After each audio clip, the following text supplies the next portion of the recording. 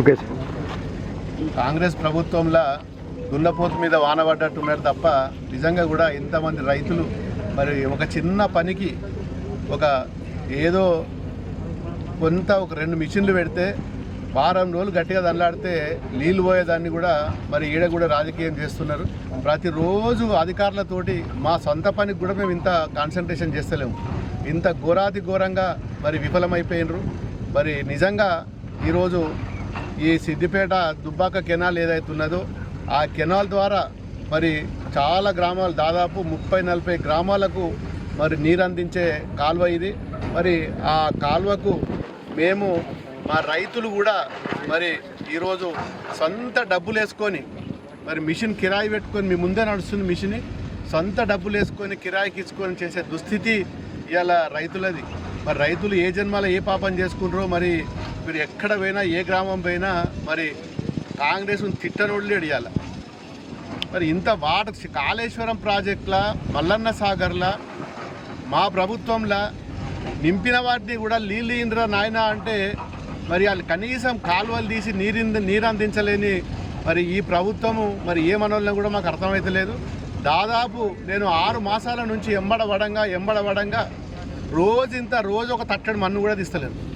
నిజంగా ఈరోజు ఈ కాలువ గిట్ట తీసినుంటే మరి అంత ఆల్రెడీ కాంట్రాక్టర్లకు డబ్బులు కూడా పుట్టినాయి.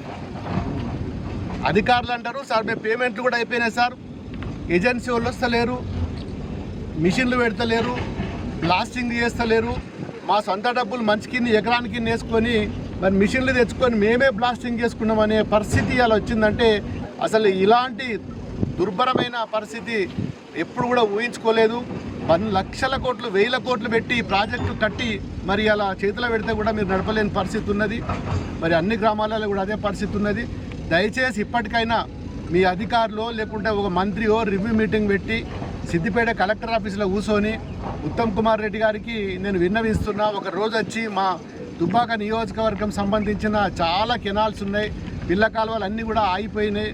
దయచేసి మరి మీకు చేతులెత్తి నేను దండం పెడుతున్నా, ఇప్పుడన్నా వచ్చి ఒక రివ్యూ మీటింగ్ పెడితే మరి మా రైతులకి ఇంత నీళ్ళు వస్తే బతుకుతారు. వాళ్ళు పొలాలు అప్పులు తెచ్చిర్రు, మీరు ఎట్లాగో మరి ఆ రైతు బంధు కూడా ఎగ్గొట్టిండ్రు, మరి రుణమాఫీ ఇస్తాను అది కూడా ఎగ్గొట్టిండ్రు.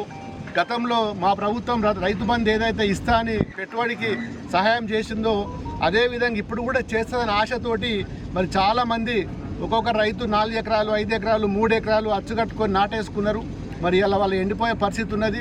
సరే మీరు రైతు బంధు ఇవ్వకున్నా పర్వాలేదు, కనీసం ఈ కాలువలు అనేది ఇస్తే ఆ కాలువల ద్వారా మరి ఇంత కరెంట్ ఇస్తే కనీసం మోటార్లు పెట్టుకోనన్నా ఇలా రైతులు మరి గడ్డకు పడతారు.